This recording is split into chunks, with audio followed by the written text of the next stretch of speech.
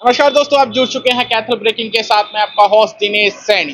हरियाणा विधानसभा के चुनावी बिगुल बज चुका है और चुनावी चर्चाएं भी जोरों पर है। इसी बीच सभी पार्टियां अपनी अपनी लिस्टें जारी कर रही हैं। आज आम आदमी पार्टी ने भी अपनी पहली लिस्ट जारी कर दी है, जिसमें कैथल जिले की 4 विधानसभाओं में से 2 विधानसभा पे अपने कैंडिडेट उतार चुकी है। कैंडिडेट की बात करें तो पुंडरी विधानसभा से नरेंद्र शर्मा और कलायत विधानसभा से अनुराग डांडा पर अपना दाव खेला है। आपको बता दें कि 2-3 दिनों से चर्चाएं चल रही थी कि कांग्रेस और आम आदमी पार्टी का गठबंधन हो सकता है, लेकिन जैसे ही आम आदमी पार्टी ने अपनी लिस्ट जारी की, इसे साफ पता चलता है कि ये गठबंधन अब नहीं होगा। आप सीधी तस्वीरें देख रहे हैं अनुराग डांडा के घर से, जहां पर कार्यकर्ता लड्डू बांटकर और ढोल बजाकर जश्न मना रहे हैं। आइए जानते हैं, अनुराग डांडा से बातचीत करते हैं कि उनका क्या कहना है और जनता से उनकी क्या अपील रहेगी। मैं सबसे पहले अरविंद केजरीवाल जी का बहुत बहुत धन्यवाद करता हूं, आभार व्यक्त करता हूं कि उन्होंने मुझे हरियाणा में और विशेष तौर पर कलायत में लोगों की सेवा का मौका दिया है। मुझे पूरी उम्मीद है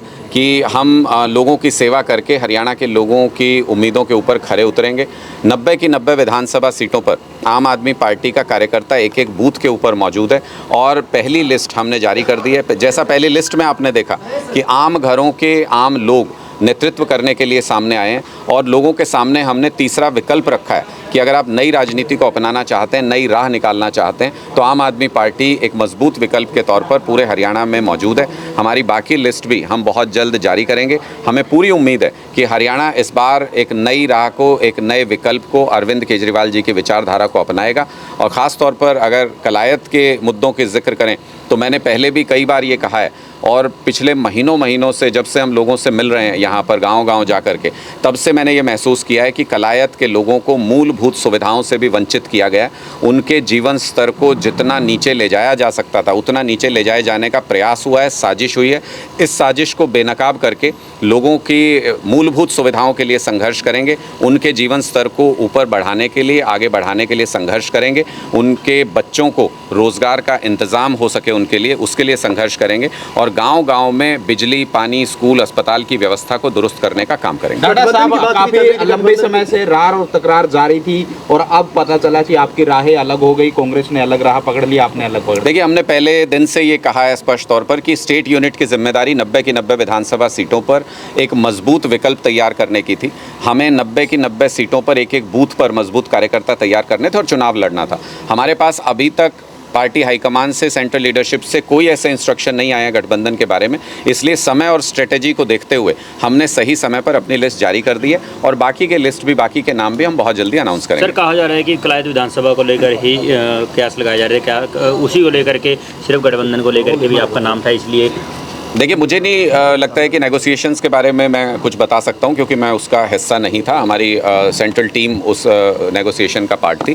जो भी कुछ हुआ, लेकिन हम जो इंस्ट्रक्शन का इंतज़ार कर रहे थे सेंट्रल लीडरशिप से, हमें गठबंधन के बारे में कोई इंस्ट्रक्शन अभी तक वहां से नहीं मिली है। इसलिए समय को और स्ट्रेटेजी को ध्यान में रखते हुए हमने अपना आगे का कार्यक्रम शुरू कर दिया है। हमने 20 लोगों की लिस्ट जारी कर दी है, 20 उम्मीदवारों की, और आगे भी इसी तरीके के आम घरों से आए हुए इस तरीके के मजबूत उम्मीदवार जो कि भारतीय जनता पार्टी के 10 साल के अत्याचार से मुक्ति दिला सकते हैं हरियाणा के लोगों को, वो आगे भी आपको अगली लिस्ट में देखने को मिलता है। क्या आपको लगता है गठबंधन का फायदा हो सकता था? देखिए, मुझे लगता है कि आम आदमी पार्टी 90 की 90 विधानसभा सीटों पर सक्षम है चुनाव लड़ने में, मजबूत विकल्प है हरियाणा के अंदर।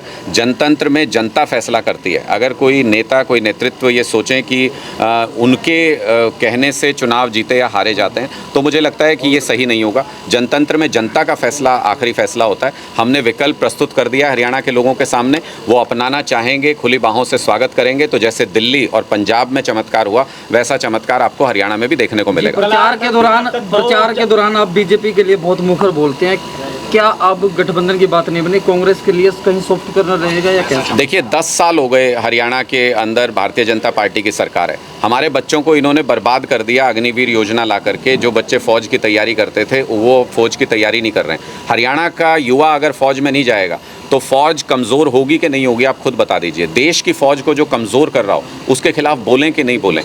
किसानों के ऊपर जो इन्होंने अत्याचार किया, सड़कों के ऊपर जो कीलें गाड़ दी, आंसू गैस के गोले चलाए, गोलियां चलाई, उनके खिलाफ बोलना कोई गुनाह है क्या? इसलिए भारतीय जनता पार्टी ने जो देश को बर्बाद करने की साजिश रची है उसके खिलाफ मुखर आवाज़ उठाते रहेंगे। भारतीय जनता पार्टी इस वक्त सत्ता में है, उसको उखाड़ करके आम आदमी पार्टी की सरकार हरियाणा में स्थापित करेगी। अनुराग जी, गठबंधन के साथ सिरे नहीं चढ़ी थी आपकी लोकसभा सीट, तो क्या लगता है अकेले जो है मजबूती से लड़ पाओगे? देखिए, बहुत मजबूत आम आदमी पार्टी, और हमने उससे सीख भी ली है। जो पिछले चुनाव जो भी हुए थे, हमारी जो गलतियां रही हमने उनको दुरुस्त किया है, हमारी जो कमियां रही हमने उसमें बढ़ोतरी की है, और जो अच्छाइयां रही उसको हमने और ज़्यादा बढ़ाया है। तो हमने पूरी तैयारी की है पिछले 3-4 महीने में, लोकसभा चुनाव के बाद भी पिछले 2-3 महीने में, कि हरियाणा के एक एक बूथ पर मजबूत बूथ योद्धा आम आदमी पार्टी के मौजूद हों। आज हमारा संगठन पूरे हरियाणा में सबसे विस्तृत संगठन है।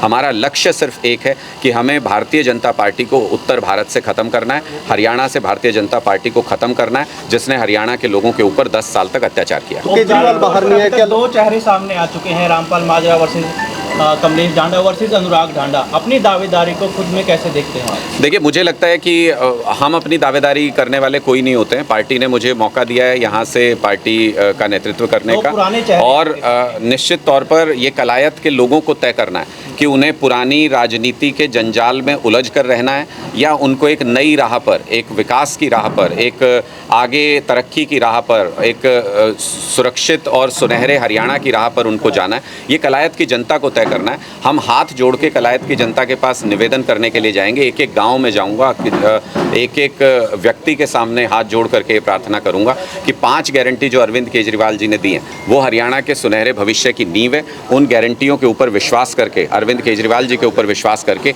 एक मौका कलायत की जनता आम आदमी पार्टी को दे। कभी भी उनको पछताने का मौका नहीं मिलेगा, जैसा उनको पुराने राजनेताओं और पुरानी पार्टियों के साथ, उनके साथ अत्याचार हुआ, उनके साथ धोखा हुआ। अनुराग जी, क्या आपको लगता है अनुराग जी की जो अभी बागी नेता हैं अलग अलग पार्टियों के, का उनको भी आम आदमी पार्टी मौका देगी?